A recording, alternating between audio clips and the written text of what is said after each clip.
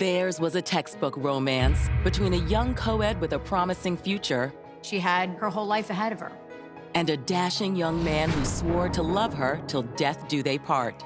They seem very happy living with one another and honeymooning and things of that nature. No problems, no issues, no nothing. But less than a year after their sacred vows, an inexplicable crime shattered their lives. She had been stabbed. It was a bloodbath. Why? Why her? Why anybody? But definitely why her?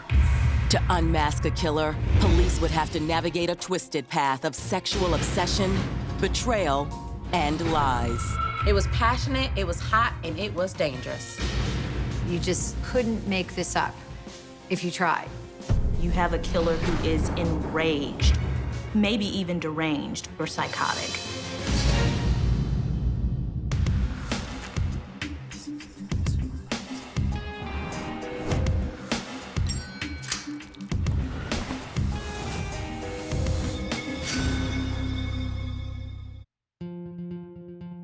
Wednesday, January 30th, 2008, 7:30 a.m. It's a cold winter morning in Raleigh, North Carolina. But as the sun rises over the city, morning commuters spot something alongside Interstate 540 that takes their breath away.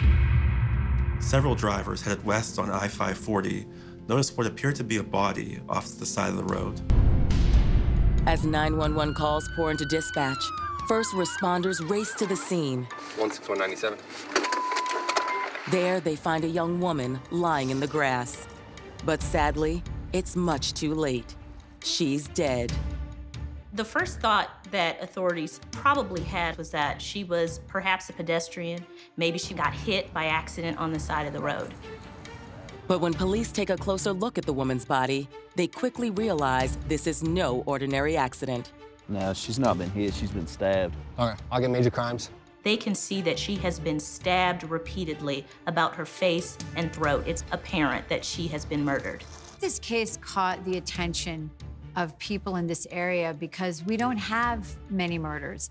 We especially don't have many murders of women. When it was reported that a woman was found dead on the side of a highway, a brand new highway, a highway that many people drive back and forth to work every day, people were shocked. Who exactly is this woman? And how did she get here? After covering the body and cordoning off the crime scene, investigators search the area for clues. But there's no trace of a murder weapon, nor are there any eyewitnesses to the crime. They had to canvass the whole area, asking drivers if anybody had seen anything. But this was basically along a stretch of very busy highway. One of those commuters is a man named Darin Curtis. At approximately 7:45 a.m., he drives by the crime scene and, like many, slows down to take a look. On his way to work on I-540, Darin notices traffic is backed up. He passes the crime scene. He sees a body under a blue tarp. Darin drives on, but a minute later, he sees something that prompts him to pull over. Just a half mile later, he spots a white car, strongly resembling his wife's, on the side of the road. Darin's curiosity quickly turns to panic. The vehicle definitely belongs to his wife, Latrese. Frantic, Darin Curtis goes back to the crime scene he just passed. As he walks back to the crime scene, he's stopped by a detective. Detectives confirm Darin's worst fear. The deceased woman is indeed his wife, beautiful 21-year-old Latrese Curtis. Darin isn't the only one to feel the stinging loss. Latrese's father soon learns the devastating news. I've got some really bad news. Latrese is dead. Tore me up, man. Tore me to pieces. All kind of things went through my head, man. I didn't know whether to be mad. I didn't know who to start blaming. Like, okay, this is a dream. Okay, we're gonna wake up in a minute and it's gonna be over with, man. But it's not a dream. It's a nightmare, one that's just beginning to unfold. As police attempt to uncover the truth, they'll descend into a world of dark secrets and twisted fantasies. They had this extramarital, possibly salacious, risque relationship. It seemed that everyone in this case was keeping secrets, and I mean everyone. Latrese Curtis grew up in a loving home full of big brothers.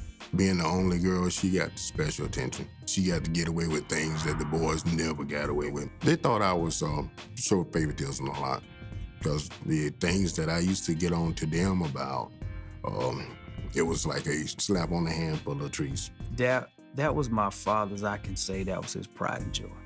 His baby girl, Latrese. Blessed with good looks and an infectious smile, Latrese was one of the most popular girls in high school. Latrese was always a people person. She could just walk up to you and just start a conversation. She was just adorable. It was no surprise that Latrese had more than her fair share of male admirers, but this driven young woman always put her education first. Latrese was a good student. She just wanted to succeed. That hard work paid off when Latrese was accepted into a local college in Raleigh. And it was during her very first semester that she met a dashing and ambitious accounting student named Darin Curtis. Excuse me. Is it okay if I sit here? Sure. They seem to mesh with each other pretty well. What are you working on? Something for my psychology class, not a major. What do you have for psych this year? Dr. Brown. I'm sorry. Latrese and Darin instantly hit it off, and it wasn't long before the studious pair became an item. It was definitely special. It was different in every way. She loved him. Evidently, this thing had been going on for a while, and I think Mom knew about it, but they never told me because they knew what my reaction would be to it. She said, Dad, I got a young man or a guy I want you to meet. Would you want to come with me? Grab a bite? I think what got him over mostly with me was that he was military.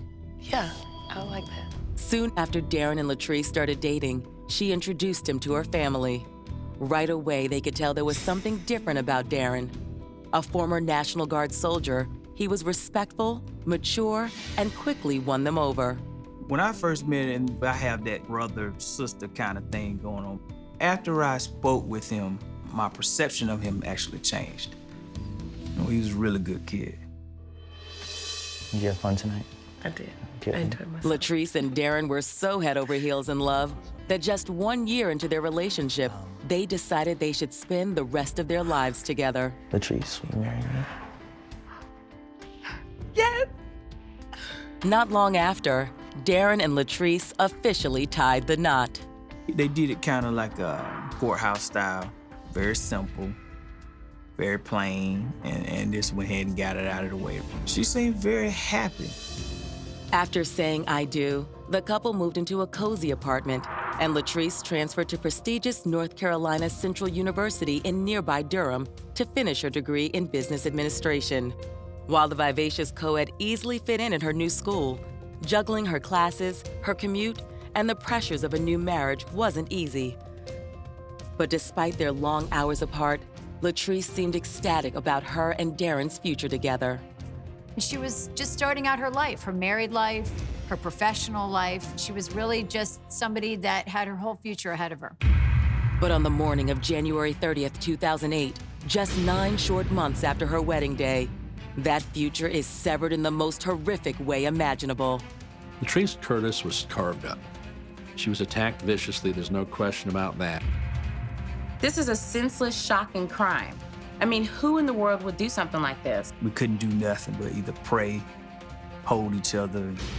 As police expand the search for Latrese's killer, what they don't know is that this search will lead them into a world of sex, lies, and hidden desires, where it seems everyone has something to hide.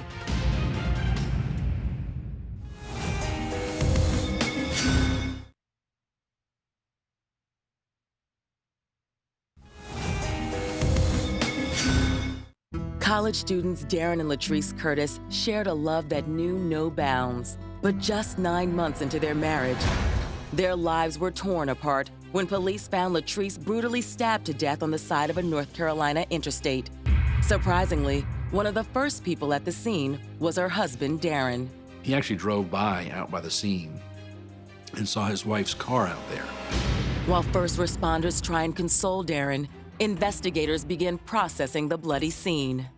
Latrese Curtis was brutally assaulted in this homicide. She was stabbed upwards of 40 times about her face, her neck, her chest, her torso. Her carotid artery was slashed open. Her jugular vein was slashed open. Her vocal cords were cut. This was a crime where somebody was angry. There was rage. She had 40 stab wounds. They believed that she had been pinned down while this altercation was going on. Man, she's got 20 or 30 stab wounds. I mean, it didn't look like it's a robbery. She's got her earrings. Although investigators still have no idea what prompted Latrese's violent death, one thing is certain. Look at her hands. Yeah, looks like she's been fighting. You see the skin? She hadn't gone down without a fight. Looks like there's been a struggle. Hey, man, can you bag the hands? Thank you. The victim's fingernails were examined, and it was pretty clear that there was some injury or damage to her nails. As CSIs bagged Latrese's hands, detectives head a half-mile down the interstate to the location of Latrese's abandoned vehicle. It's immediately apparent that a struggle has taken place inside. The center console is broken, and it looks like blood is on the driver's side door. But what is Latrese's car doing so far away from her body? An examination of the vehicle suggests someone other than Latrese drove her car last. There was a DNA sample left on Latrese's car on the steering wheel. While CSIs send the DNA evidence they collected from both Latrese's car and her fingernails to the state crime lab for analysis, detectives ponder the killer's possible motive. The question really is, who would want to hurt her, and who would want to kill her so violently and so brutally? It's the same question Latrese's heartbroken family is asking. Why? Why her? Why anybody? But definitely why her? Latrese Curtis was a 21-year-old girl. She worked full-time. She had no enemies to speak of. She was a student. The question really is, who would want to hurt her, and who would want to kill her so violently? Is it possible Latrese had been the tragic victim of a random crime?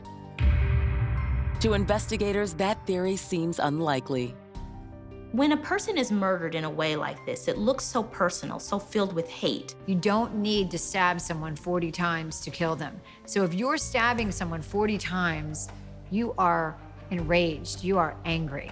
You have very strong emotions about this person. But just who could be that angry with a good girl like Latrese?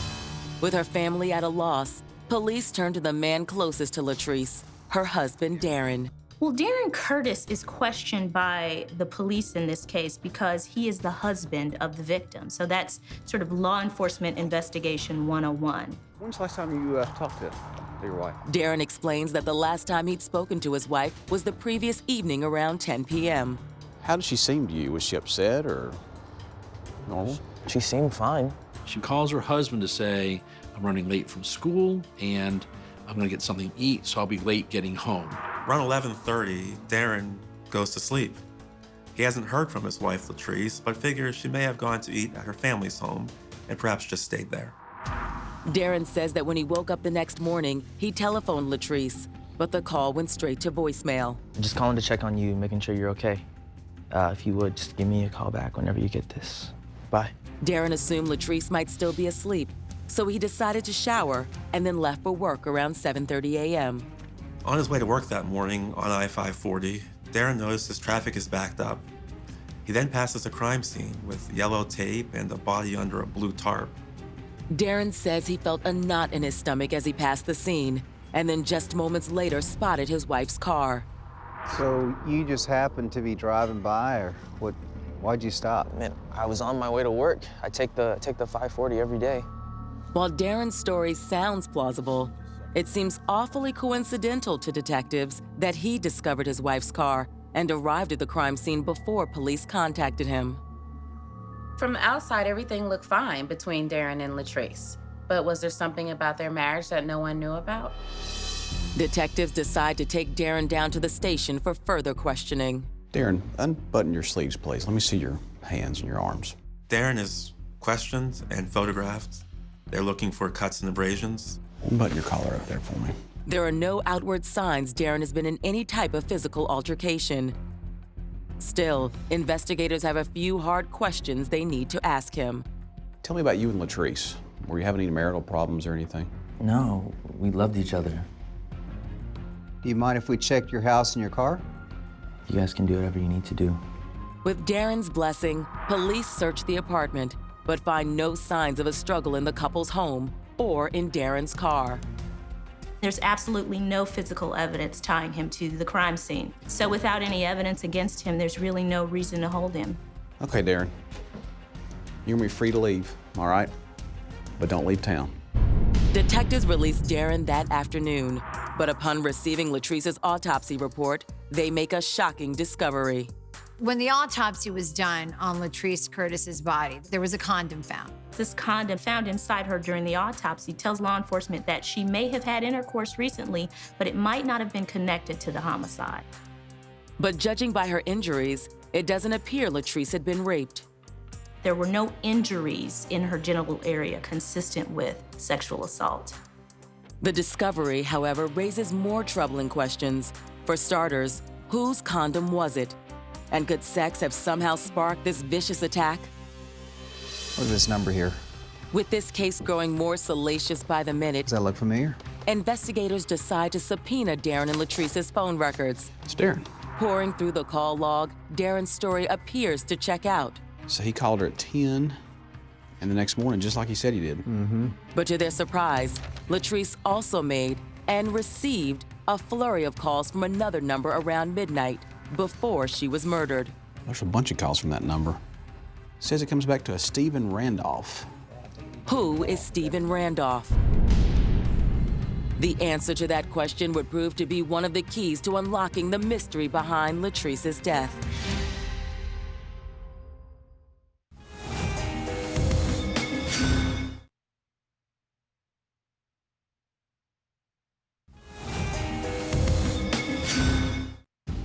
Darin Curtis and his new wife Latrese hope to build a beautiful life together. But those dreams appear to have died on the side of a North Carolina freeway when Latrese was found brutally stabbed to death. She was really a young woman that was just starting out her life. She had her whole life ahead of her. Police have already questioned and released Darin. But phone records, along with a condom found inside Latrese's body, have cops wondering if the last person she had contact with, a man named Stephen Randolph, is somehow involved in this crime. Law enforcement have questions for him. They're gonna wanna look really closely at Stephen Randolph. While police begin searching for Stephen, investigators try and flesh out his connection to Latrese. Turns out, Stephen Randolph is one of the most eligible bachelors on NCCU's campus. Stephen Randolph was a student at North Carolina Central. He was a very attractive young man. He was an athlete, he was a basketball player. Randolph was trying to establish a career in the NBA as a professional basketball player. So what's Stephen Randolph's connection to Latrese? While friends aren't 100% certain, they do tell investigators that Stephen and Latrese had definitely grown close in recent months. Well, Randolph and Latrese met on campus and hit it off right away. Randolph was tall, dark, and handsome, and so I'm sure when Latrese saw him, being the young woman that she was, she definitely found him attractive, especially being a woman who got married at such a young age. I'm sure he definitely piqued her curiosity. They began socializing there and apparently some level getting interested in each other, perhaps flirting or something to that effect. Were Stephen and Latrese more than just friends? The only person who can answer that question for certain is Stephen himself. Thankfully, it doesn't take police long to find him. 2 days after Latrese's body is discovered, Excuse me, officer. Yes, sir. Stephen walks into the Wake County Sheriff's Office. Hey, my name is Stephen Randolph. He walked through the front door of the sheriff's office like a gift. I'm here to speak with a detective about the Latrese Curtis case. But Stephen isn't alone. CID, please. Standing beside him is his roommate, a local pastor named Robert Reeves. Stephen Randolph went to the police station with Robert Reeves in tow at Robert Reeves' insistence. How's it going? How you doing? See you. Hey, Ray, how you doing? Can you take him to my office, please, and I'll get this one? Yes, sir. Thank you. All right, sir, if you'll go right this way. Yes, sir, officer. Leading Stephen into an interrogation room, detectives get right to work. So tell me about Latrese and you. How'd you know her? We had a few classes together.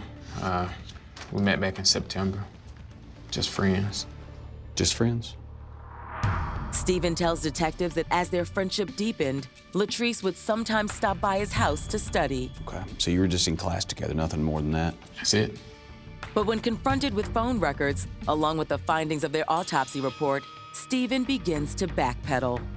I'm gonna go ahead and be honest with you. We had a private relationship.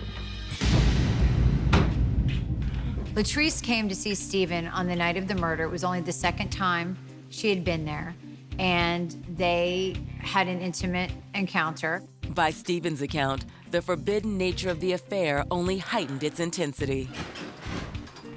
They were just friends. But that relationship evolved into a passionate sexual affair. Latrese was married, Randolph had a girlfriend, and she found herself unable to resist Randolph's attractive charm. So you wore a condom? Yes. Actually, the condom got trapped inside of her. After the couple had sex, Stephen realized the condom he was wearing had come off and remained inside Latrese. They tried it, they couldn't get it out. Stephen says Latrese told him she'd have better luck removing the condom in the privacy of her own bathroom and left his house around 10 p.m. A few minutes later, Stephen followed suit. Stephen drove off to clear his head. After driving around for a while, he ended up at his girlfriend's home, Velma Newton. According to Stephen, shortly after he arrived at Velma Newton's home, Latrese started blowing up his cell phone. Was just going crazy about it. And she's very concerned about the condom still being inside of her. She's going home to her husband with another man's used condom inside of her body. And she's talking with Steve about the possibility of her becoming pregnant as a result. So that's what all the phone calls were about? Yeah. It was about that? Yeah. So you're telling me you didn't kill her? No. Stephen is adamant he had nothing to do with Latrese's murder, but plenty of questions still remain. Why hadn't he been more forthcoming about their sexual affair? And had he really visited his girlfriend, Velma Newton, after having sex with Latrese? Hey, Reverend, how are you, sir? Hey, how are you, Detective? I'm good. Hoping to get to the bottom of things, police turned to Stephen's housemate, Robert Reeves. A 43-year-old pastor, Reeves is affectionately known as the Bishop in Durham's tight-knit evangelical community. He was a man of God. He was somebody that was dedicated to his job. He was known as a very charismatic person. He worked as a motivational speaker. Just got a few questions, if you don't mind. Can you tell me something about Stephen? Actually, we met at a car wash.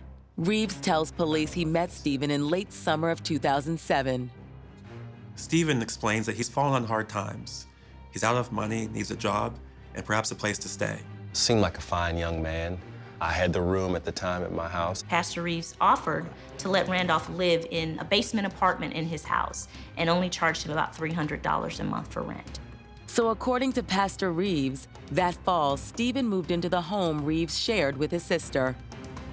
Still curious about the true nature of Stephen and Latrese's relationship, detectives ask Reeves about the events of January 29th.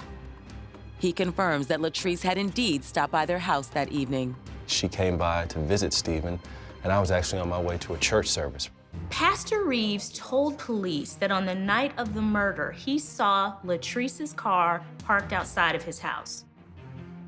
Reeves says at 8:15 p.m. he left the house to attend a church service and returned home around 11:30. When you got back, were there cars there? Now, Stephen and Latrese, both cars were gone. Both cars were gone. Reeves tells detectives that though he didn't notice anything unusual that night, the following morning, Stephen confided in him about a phone conversation he had with Latrese around midnight, something Stephen hadn't mentioned to police. During the phone call, Latrese tells Stephen she wants to take their relationship to another level. Stephen tells her that's something he'd rather discuss in person. He didn't appear to have made any promises to Latrese. It sounds like it may have been more like a roll in the hay. Latrese, it sounds like, was more interested in his long-term relationship.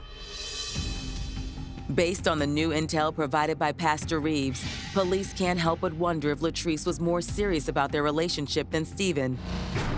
If so, could Stephen have viewed Latrese and her potential pregnancy as a stumbling block on his road to the NBA?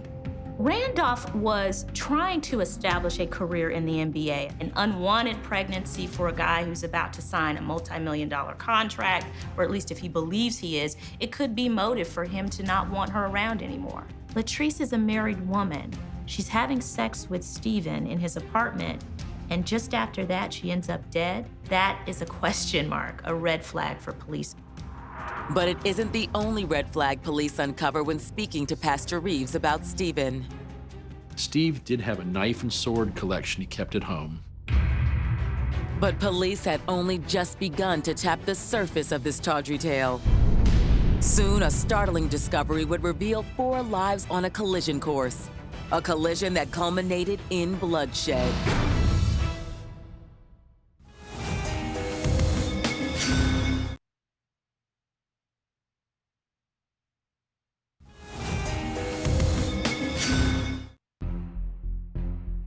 It's now been more than 48 hours since Latrese Curtis was found stabbed to death along Interstate 540 in Raleigh, North Carolina. While Latrese's killer has yet to be identified, revelations of a torrid affair, as well as the statement of Steven's roommate, revered Pastor Robert Reeves, have police wondering if Latrese's extramarital lover, college hoop star Steven Randolph, has committed the crime. Randolph and Latrese was having sex, and it appears that the condom got stuck inside of her. There might be a potential that she's pregnant, and with his desire to be an NBA player, that could be a motive to want to get rid of her. A motive that seems to dovetail nicely with another startling revelation, that Steven owns a collection of knives and swords. We know that this victim was stabbed repeatedly with a knife. Could one of these weapons have been used in the attack? Police decide to execute a search warrant of Randolph's home and car. But after hours of combing the 2 locations, they find no signs of either a struggle or a potential murder weapon. With their search yielding no evidence, detectives attempt to verify Steven's alibi. To do so, they reach out to his girlfriend, Velma Newton. Tell me about that night. Did Steven come over? Yeah, he came over to my apartment around 10 o'clock. According to Velma, Steven shows up at her house at about 10 o'clock and leaves about 1 o'clock in the morning.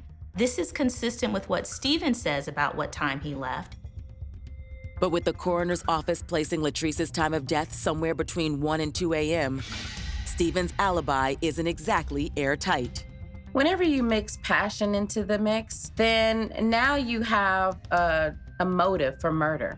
They were involved, and if the other person's heart is somewhere else and they don't want to lose that relationship, or they don't want to be tied to the person that they're passionately involved with, then that can be a perfect recipe for murder.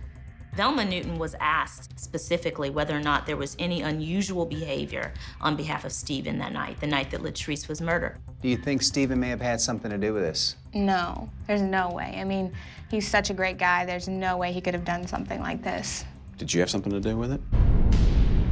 No. Is it possible Velma is trying to protect Steven? Or worse, could she potentially be involved? No. But Velma's adamant they're both innocent of the crime. In fact, she believes whoever murdered Latrese Curtis might have been targeting her as well. She received these very strange, anonymous, threatening phone calls. They were calling, trying to break us up, pretty much. And they would call over and over and over again. And the anonymous threats weren't just directed towards Velma. There were many threatening phone calls to Steven. He is warned to stop doing what he's doing or he's going to get hurt, perhaps jeopardizing his dreams of the NBA. According to Velma, it wasn't long before the threats began to escalate. One night after leaving Velma's apartment, Steven goes to his car and discovers all 4 tires had been slashed. For detectives, it's a stunning turn of events, which suggests someone didn't exactly approve of Steven Randolph's sexual escapades. Is this a coincidence? I mean, does this have anything to do with what happened to Latrese? Can these things be related? CID. But before detectives can make sense of the slashed tires and menacing phone calls, Yes, Trooper. they get a call from State Trooper Isaac Cooper. The 29th. What time was it? Cooper recounts a routine traffic incident he investigated along Interstate 540 on January 30th, around 1:30 a.m., just 6 hours before commuters discovered Latrese's body. I was driving around checking for disabled vehicles. This vehicle was on the shoulder of 540 eastbound. It had its hazards lights on, so I stopped behind it to see if they were okay. But when Cooper approached the vehicle, he found it empty. At that point, Cooper called in the vehicle's license plate. While waiting to hear back from dispatch, he scanned the area and spotted another vehicle on the opposite side of the freeway. There was a white vehicle on the westbound side with its hazards lights on also. Detectives instantly realized that Cooper's description of this second vehicle is a match for Latrese Curtis's car. Cooper explains that before he got a chance to run the second car's plates, dispatchers requested he respond to another incident. But before Cooper pulled away, he got an update on the first vehicle. I was just checking to see if it was stolen. They ran the tag, they responded to me that the vehicle was not stolen, and it came back to Robert Reeves out of Durham, North Carolina. That's Robert Reeves, as in Pastor Robert Reeves, beloved minister, friend, and roommate of prime suspect Stephen Randolph. But what's the pastor's car doing on the same road where Latrese Curtis's body was found? The answer to that question would not only divide a community, but force police to consider a motive much more twisted than they had previously imagined.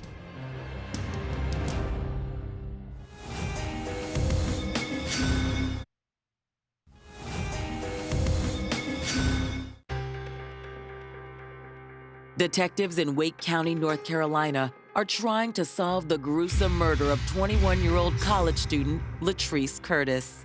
This murder was brutal. This woman was stabbed in her face, her throat, her chest. It was a bloodbath. In the wake of her death, detectives have discovered that the newly married Latrese had become embroiled in a steamy affair with fellow student Stephen Randolph. Because Randolph had this extramarital relationship with Latrese and she ends up dead, law enforcement are gonna have questions for him. Randolph's alibi isn't exactly airtight, nor is that of his other girlfriend, Velma Newton.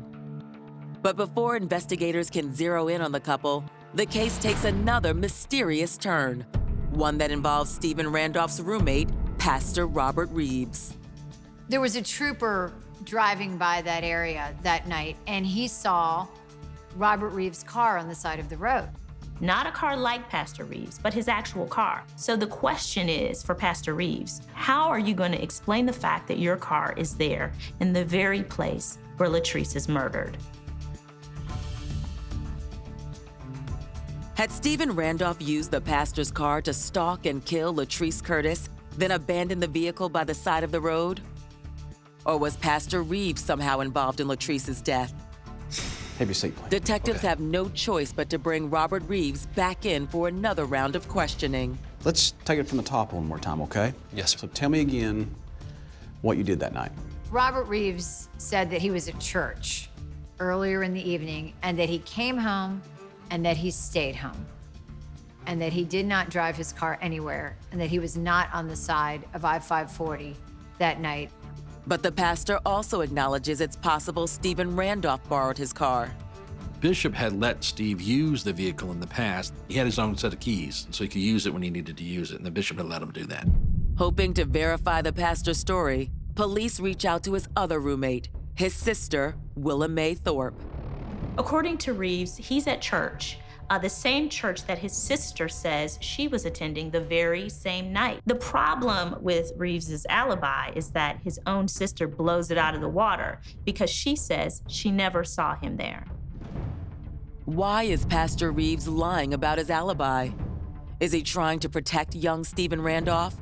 Or could he be involved in the murder of Latrese Curtis? Pastor, would you mind rolling up your sleeves for us? As detectives questioned Reeves, they noticed he had some abrasions on his hands and arms. You want to explain how you got those scratches? They look pretty deep. Stephen and I were moving a nice desk. I was going backwards and fell. He scraped up this arm a little bit. sir. Reeves did agree to give a DNA sample. What law enforcement wants to do with that DNA sample is test it against any unknown DNA that they find on the crime scene or on the victim. Open your mouth for me. Investigators send Pastor Reeves' DNA sample off to the lab. We're done. And wait for the results. In the meantime, they bring Stephen Randolph back in for a second interview. Did you borrow Robert's car? Yes, I borrowed his car before, but not recently. Not only does Stephen deny borrowing Pastor Reeves' car the night of the murder, he claims to have no recollection of the pastor being injured while moving a desk. At this point, Stephen's statement is nearly the polar opposite of the pastor's. Did he get hurt moving it? Oh, no, Injured in any way? It was simple. So there was no accident? No. But Stephen's not done. He informs detectives that recently the pastor seemed a little nosy, especially when it came to Stephen and Latrese's steamy romance. He came in my room once after she left, and he was acting kind of weird, real strange. After Latrese had left, Reeves comes down and enters Stephen's room. Reeves asked Stephen if he had relations with the woman who just left. Stephen said yes, he did. According to Stephen, that's when Pastor Reeves asked a truly unusual question.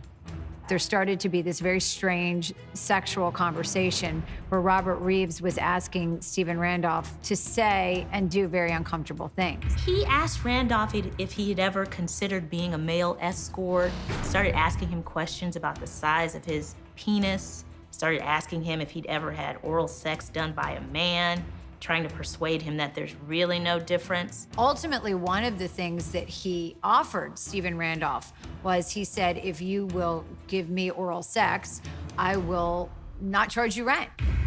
Stephen says he rebuffed Reeves' sexual advances, and the pastor quickly apologized. But according to Stephen, it was shortly after this bizarre encounter that he and girlfriend Velma began receiving anonymous threats and found their tires slashed. For police, it's a startling accusation. But could it possibly be true? To answer that question, police subpoena Pastor Reeves' cell phone records. They discovered that Reeves had made several blocked calls to Stephen, blocked calls to Stephen's girlfriend, so in all likelihood, it was Pastor Reeves who was making those threatening anonymous phone calls. It became clear to investigators that Robert Reeves was jealous of anyone who was with Stephen Randolph because he was infatuated with Stephen Randolph. Turns out, Reeves has also been hiding a long history of strange sexual behavior. He had in the past sexually assaulted at least 2 other men or young boys. He had this different life. He compartmentalized these 2 parts of his life. There was the pastor, and then there was, for lack of a better term, the sexual predator. But just because Reeves harbored a secret and deep infatuation for his roommate doesn't necessarily mean he killed Latrese. Or does it? The DNA tests conducted on the pastor, as well as Latrese Curtis and her vehicle, provide some shocking new evidence. Part of that DNA is Latrese's, and you would expect to see that because it's her car. But there's another mixture in there, and that belongs to Reeves. Why is his DNA inside of her car? To investigators, the answer to that question is becoming increasingly apparent. The belief is that Robert Reeves followed Latrese Curtis from his home that night to the highway where he killed her.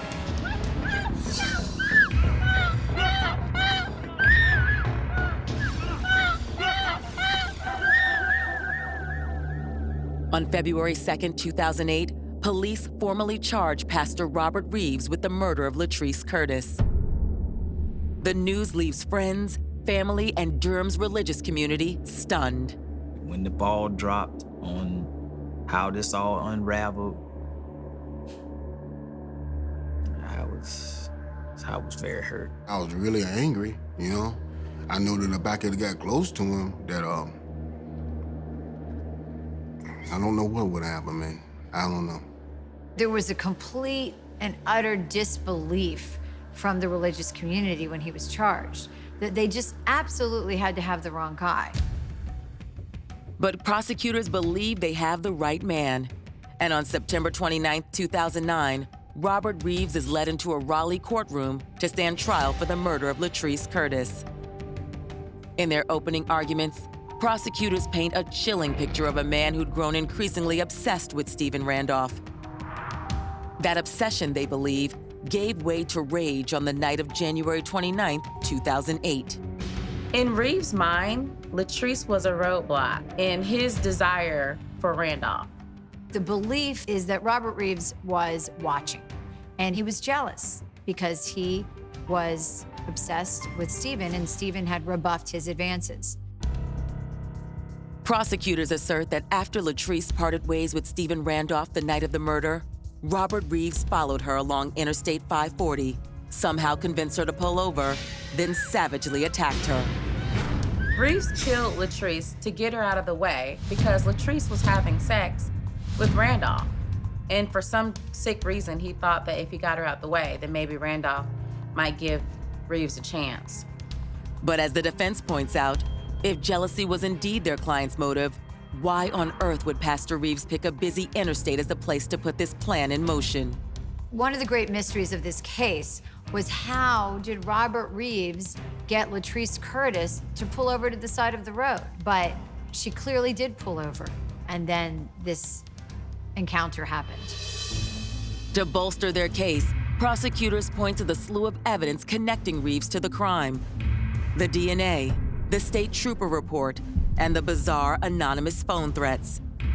Next, prosecutors call Stephen Randolph to the stand to testify. In lurid detail, he recounts the night when Pastor Reeves propositioned him. There were several pastors from other churches that came to support him. Well, when all the facts started to come out, the pastors weren't sitting in the audience anymore. But with Stephen Randolph on the stand, defense attorneys see an opportunity. They assert that the person with the most to gain from Latrese's death wasn't Reeves, but her lover and NBA hopeful, Stephen Randolph. Latrese does say these things I said about, let's take our relationship to the next level. I might get pregnant. It might be that Steve felt threatened and trapped, possibly trapped by her, and felt that he needed to do something. Stephen Randolph had a knife collection, and the defense made a lot about that, saying if anybody had access to knives and knew how to use a knife, it was Stephen Randolph. The defense also has an explanation for how Pastor Reeves' vehicle ended up at the crime scene around the time Latrese was murdered. The defense made it clear that there was a possibility that Stephen Randolph could have been driving that car. It's a compelling argument, but defense attorneys aren't done. They have one more bombshell to drop on the jury. A piece of evidence so startling that some in the courtroom can't help but wonder if the wrong man is standing trial for Latrese Curtis's murder.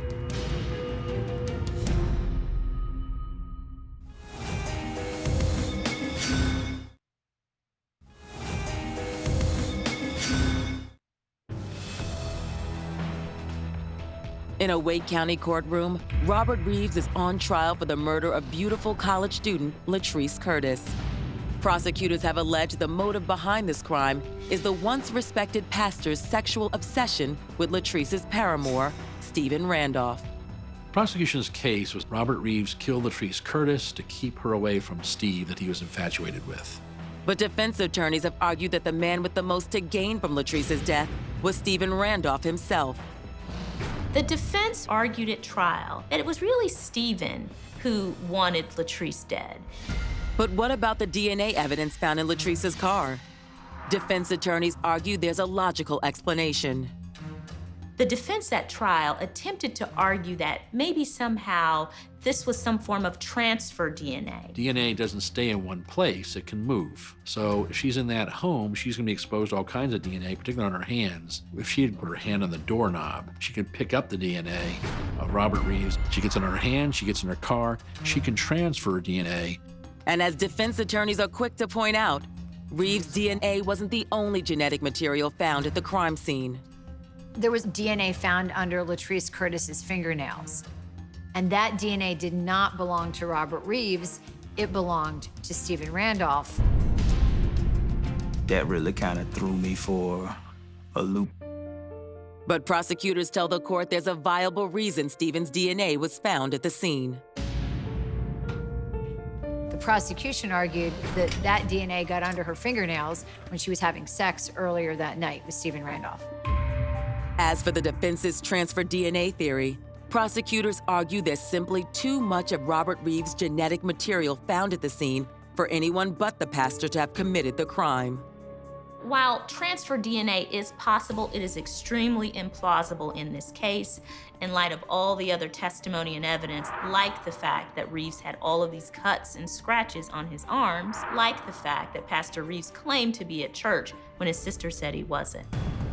On October 7, 2009, the jury retires to deliberate Robert Reeves' fate. 2 days later, they return with the verdict: guilty. The defendant, Robert Lee Adams Reeves, was found guilty of first-degree murder and sentenced to life imprisonment without parole. When they found him guilty, one side of me, okay, we found the right man. Then another side of, this guy's still living. My sister's at a cemetery right now. While the verdict is met with a mix of sadness and relief, the pain wrought by Reeves' twisted actions still lingers today, especially for Latrese's husband, Darin Curtis. What did you think you was gonna accomplish killing my daughter? I think he needs to talk to me. He needs to talk to me, man. He needs to man up, and he needs to talk to me, because I haven't figured that part of it out yet. Darin was just a different person after that. To deal with this situation, that's a hard thing for anybody. I know to this day, just kind of changed him in a way where he very cautious of what he does. In my opinion, Reeves definitely had some mental issues. He obviously fantasized about being with Randolph, but for him to take it that far of murdering somebody, thinking that he can move them out the way and have an opportunity, is sordid, it's sick.